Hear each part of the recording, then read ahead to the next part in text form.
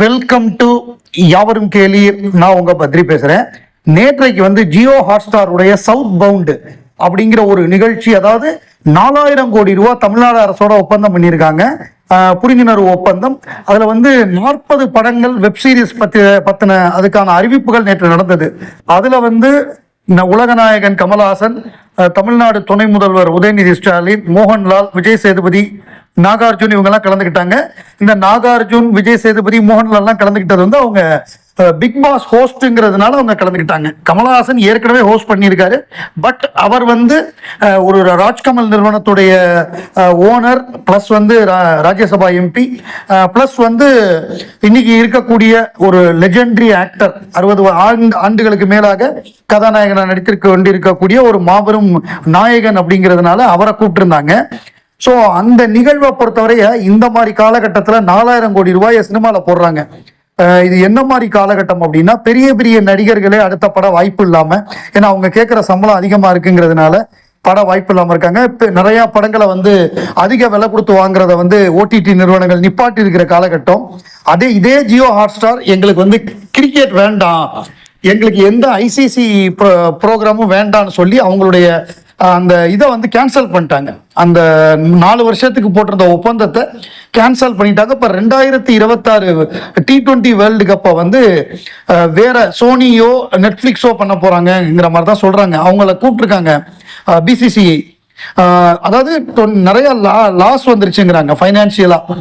Cricket டெலிகாஸ்ட்ல வந்து கொடுத்த பணத்துக்கு ஏற்ற மாதிரி லாபம் இல்லை, எங்களுக்கு லாஸ்ன்னு வந்து ஜியோ ஹாட்ஸ்டார் விட்டுட்டாங்க. ஆனால் சினிமாவில் வந்து 40 படங்கள் வெப் சீரிஸ் கிட்டத்தட்ட 4000 கோடி ரூபாய்க்கான ப்ராஜெக்ட் அனௌன்ஸ் பண்றாங்க. அதுல பேசும்பொழுது உலகநாயகன் கமல்ஹாசன் என்ன சொல்றாருன்னா, ரீஜனல் சினிமா தான் இனிமே வந்து நேஷனல் சினிமா. நீங்க எவ்வளவுக்கு எவ்வளவு லோக்கலா போறீங்களோ அவ்வளவுக்கு அளவு நீங்க குளோபலா போவீங்க. எவ்வளவுக்கு எவ்வளவு ரூட்டடா நம்ம மண்ணோட கதையை பேசுறோமோ அது அவ்வளவுக்கு அவ்வளவு யூனிவர்சலா இருக்கும், அது பார்டர்லாம் தாண்டி போகும். இப்போ வந்து ஸ்குவிட் கேம் அப்படிங்கிற ஒரு வெப் சீரிஸ், அதை எத்தனை மில்லியன் பேர் நம்ம எல்லாம் பார்த்தோம். அதுக்கு வந்து லாங்குவேஜ் தேவையில்லை. ஏன்னா இப்பெல்லாம் வந்து நம்ம எந்த மொழி படத்தை வேணாலும் பார்க்கலாம். சப்டைட்டில்னு ஒன்று வந்துருச்சு. அவங்க பேசுறது நம்ம சப்டைட்டில பார்த்து புரிஞ்சுக்கக்கூடிய அளவுக்கு நம்ம இப்போ புரிஞ்சிருக்கோம். சினிமாங்கிறது வந்து மொழி கடந்து, எல்லை கடந்து, நாடு கடந்து, உலகமெல்லாம் போகக்கூடிய ஒரு விஷயமா மாறி இருக்குன்னு சொல்லி ரொம்ப அழகா கமல்ஹாசன் பேசினாரு. Regional cinema is a new national. அவர் rooted cinema proved stories travel beyond borders. Hundreds of millions of people watched Squid Game. Great cinema speaks to everyone. Language is no barrier னு ரொம்ப அழகா உலகநாயகன் பேசியிருக்கார். அதுல பேசும்பொழுது உலகநாயகன் என்ன குறிப்பிடுறாருன்னா, அது படங்களை உதாரணமா சொல்றாரு. ஒரு கோஸ்டல் கர்நாடகால தயாரிக்க அந்த ரீஜன்ல உருவான காந்தாராங்கிற படம் வந்து உலகம் எல்லாம் போய் பெரிய வெற்றி பெறுது. அது வந்து அந்த மண்ணோட மக்களுடைய நம்பிக்கை, அதை வந்து படமாக்கியிருக்காங்க.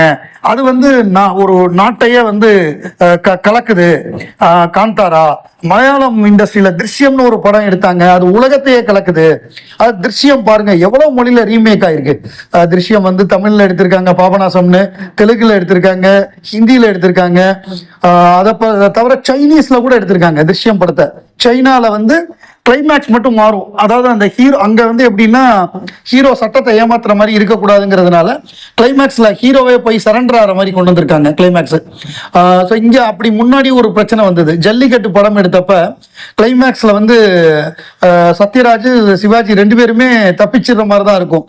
பட் அப்படி இருந்தா சென்சார்ல பர்மிஷன் கொடுக்க மாட்டோம்னு சொன்னதுக்கு அப்புறம் 2 பேரும் போய் ஒரு ஜட்ஜை பார்த்து, நாங்க தான் அந்த கொலையெல்லாம் பண்ணோம், நாங்க 2 பேரும் சேர்ந்து தான் பண்ணோம்னு சொல்லி சரணடைகிற மாதிரி முடிச்சிருப்பாங்க. பட் இப்போ வந்து இது வந்து அமெரிக்கன் திங்கிங். அதாவது கொலை பண்ணிட்டு தப்பிச்சிடலாங்கிறது வந்து அமெரிக்கன் திங்கிங். இந்தியன் திங்கிங் என்னன்னா, தப்பு பண்ணவனுக்கு தண்டனை கிடைக்கும் அப்படிங்கிறது இந்தியன் திங்கிங். ஸோ அதுதான் அந்த 2 திங்கிங் உள்ள வேறுபாடு தான். அதுக்கப்புறம் பாகுபலி, புஷ்பா இந்த படம்லாம் உலகம் எல்லாம் புகழ் பெற்றது. அதே மாதிரி விக்ரம், அமரன். விக்ரம் வந்து எல்லா மொழியிலையும் பெரிய வெற்றி பெற்றது, அமரன் அதே மாதிரி எல்லா மொழியிலையும் வெற்றி பெற்றதுன்னு அவர் வந்து எக்ஸாம்பிளோட படங்களை வந்து ரொம்ப அழகா. இப்ப டைட்டானிக்ங்கிற படம் இருக்கு, அவதாருங்கிற படம் இருக்கு, நம்ம ரசிக்கிறோம்ல. ஸோ அந்த மாதிரிதான் ஒரு எந்த மொழியில எடுக்கிறோம் அப்படிங்கிறது பிரச்சனை இல்லை. சினிமா நம்ம லோக்கலா அந்த மண்ணுடைய பிரச்சனைகளை, அந்த மண்ணுடைய விஷயங்களை வந்து நம்ம கொடுத்தோம்னா அது வந்து குளோபலா எல்லாருமே லைக் பண்ணுவாங்க. எப்படி ஈரானியன் படங்கள்லாம் பெரிய வெற்றி பெறுது. அவங்க அங்க உள்ள பிரச்சனையை படமா எடுக்கிறாங்க, அங்க உள்ள கதையை வந்து படமா எடுக்கிறாங்க, அது எப்படி வேர்ல்டு வைடு பாப்புலர் ஆகுது. ஸோ அந்த மாதிரி தான் அழகா பேசியிருக்காரு கமல். விருமாண்டி எவ்வளவு சிறப்பான படம் அப்படின்னு ஒரு பாட்காஸ்ட்ல வந்து பேசியிருக்காங்க. அதாவது ஒயில்டு ரைடர்ஸ் அப்படின்னு சொல்லி ஒரு பாட்காஸ்ட் இருக்கு, ஒயில்டு சவுத் ரைடர்ஸ். அதுல வந்து 10 மணி நேரம் கமலை பத்தி பேசியிருக்காங்க, அவரோட திரையாளுமையா. அதுல விருமாண்டி ஹேராம பத்தியே பேசியிருக்காங்க. அந்த கருமாத்தர் காட்டுக்குள்ளேன்னு ஒரு பாட்டு வருது இல்ல, அந்த பாட்டை வந்து அது நிஜமாவே ஒரு நாடோடி கதை. அந்த நாடோடி கதையை தான் பாட்டை எழுதியிருக்காங்க. அதாவது அந்த கதை என்னன்னா, இது நம்பப்படுற நாடோடி கதை, ஃபோக்லோர்னு சொல்றோம்ல, அந்த மாதிரி ஒரு கதை. அதாவது இப்ப பேச்சு வந்து எங்க போனாலும் சங்கொலியோடைய பாட்டு பாடுறா. இந்த பாட்டு பாடுறதை கேட்டுட்டு பேய்க்காம வந்து தொந்தரவு பண்ணனா உன்னை தொலைச்சிருவேன் அப்படின்னு மிரட்டின உடனே விருமாண்டி வந்து காப்பாத்துறாரு பேய்க்காமன்ட்டு. இப்ப வந்து அவன் என்ன பண்றான், உணர்ச்சி வசப்பட்டு விருமாண்டி காப்பாத்தினதுனால நான் உனக்கு டெய்லி படையல் வச்சு நான் பூசை செஞ்சு படையல் வைக்கிறேன் அப்படின்னு சொல்றா. அப்புறம் யோசிக்கிறா, ஐயோ டெய்லிலாம் நம்ம படையல் வைக்கிறதுக்கு நமக்கு வசதி பத்தாது, இதுல இருந்து எப்படியா தப்பிக்கணும்னு சொல்லிட்டு என்ன பண்றான், மோதிரத்தை கிணத்துல போட்டுறான். கிணத்துல போட்டு, அண்ணே எவ்வளவோ நீ எனக்கு உதவி பண்ணிட்ட, இந்த தங்கச்சிக்கு வந்து இந்த மோதிரத்தையும் கிணத்துல இருந்து எடுத்து கொடுன்னு சொல்றா. உடனே விருமாண்டி வந்து உள்ள போய் எடுக்க போன உடனே கிணத்த மூடிடுறா. என்னது, நான் உனக்கு உதவி தானே செஞ்சேன், இப்படி மூடியது நியாயமான விருமாண்டி கேட்கிறாரு. அப்ப பேச்சு சொல்றா, இல்ல எனக்கு டெய்லி எல்லாம் படையல் வைக்கலாம் வசதி இல்லை, அதனாலதான் நான் இந்த கல்லை போட்டு மூடுறேன்னு சொல்லி ஆடி மாசம் மட்டும் நான் உனக்கு பண்றேன், ஆடி மாசம் வெள்ளிக்கிழமை நான் வந்து பூசை வைக்கிறேன், நீ அப்ப மட்டும் வெளியில வந்தா போதுங்கிறது தான் விருமாண்டி சாமி பத்தின ஒரு ஃபோக்லோர். இப்ப படத்துக்கு வருவோம். படத்துல வந்து கொத்தாலத்தேவன் வந்து எப்படி எப்படிலாம் ஆட்டி வைக்கிறானோ அதுபடிதான் விருமாண்டி தப்பான வழியில போறாரு. கோர்ட்ல போய் சொல்றாரு, நிறைய இழந்ததுக்கு அப்புறம் சிறைக்கு போறாரு. அதுக்கு முன்னாடி இருந்த காலகட்டத்தில் விருமாண்டி நல்லா இருந்த நல்ல மனுஷனா வெளிப்பட்ட இடமும் உண்டு. இதோட இன்டர்பிரேஷனா எப்படி வைக்கிறாங்கன்னா, விருமாண்டி கிணத்துக்குள்ள இருக்கிற எல்லா நேரத்திலையும் நல்ல மனுஷனா இருந்திருக்கான். கொண்டராசு பேச்சுவார்த்தை கலவரத்துல முடிய அப்போது கிணற்றுக்குள் இருந்த கொண்டராசு மனைவி மகனை காப்பாற்ற முயற்சிப்பார். ஆனா வெளியே வந்து கோர்ட்டில் சென்று பொய் சொல்லும் போது கொண்டராசு மனைவி பொய் சொல்ற கிணத்துக்குள்ள இருந்தப்ப நல்லவனா இருந்தியே, வெளியே வந்ததும் பொய் சொல்றேன் பாரு. மீண்டும் இந்த குற்ற உணர்ச்சியில் அன்னலட்சுமியின் மடியில் விழுந்து அழுவதும் கிணற்றுக்குள் தான். மேலும் விருமாண்டியை பல இடங்களில் காப்பாற்றுவது பெண்கள் தான். முதலில் விருமாண்டியோட பாட்டி காப்பாற்றுவாங்க, அப்புறம் அன்னலட்சுமி, அப்புறம் காந்திமதி, கடைசியா ஏஞ்சலா காத்தமுத்து. விருமாண்டி சாமி பற்றிய ஃபோக்லோரில் வரும் கிணறும் படத்தில் அதனை இணைத்து பேசிய விதம் ஆச்சரியமாக இருந்தது. ரொம்ப சூப்பரா இருக்குல்ல. இன்னைக்கு மிகுந்த பரபரப்பாக பேசப்படக்கூடிய வெப் சீரிஸ்னா ஸ்ட்ரேஞ்சர் திங்ஸ் சீசன் 5 தான்.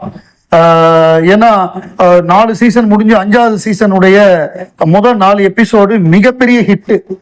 ஸோ பரபரப்பா பேசப்படுது. Highest viewed English web series, squid கேமுக்கு அப்புறம் second highest viewed in all series அப்படின்னு சொல்றாங்க.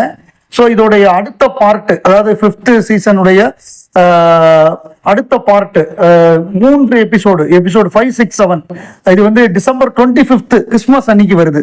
அதாவது 1 hour 43 minutes, அப்புறம் 1 hour 41 minutes, 1 hour 58 minutes, almost 2 hours இந்த 3 எபிசோடுமே. அதுக்கப்புறம் டிசம்பர் 31ஆம் தேதி எபிசோடு 8, அதுதான் த ரைட் சைடு அப் அப்படிங்கிறது. இது தியேட்டர்லையும் வரப்போகுது. 2 hours 5 minutes தியேட்டர்லையும் வரப்போகுது, வெப் சீரிஸாகவும் வரப்போகுது. முதல் தடவை ஒரு வெப் சீரிஸ் வந்து தியேட்டர்ல ரிலீஸ் பண்றது. அமெரிக்கால மட்டும் பண்றாங்கன்னு நினைக்கிறேன், இந்தியாலையும் செலக்டட் தியேட்டர்ல பண்ணுவாங்கன்னு நினைக்கிறேன். ஸோ இந்த வாரம் டிசம்பர் கடைசி வாரம் வெப் சீரிஸ் ரசிகர்களுக்கு ஒரு பெரிய விருந்து.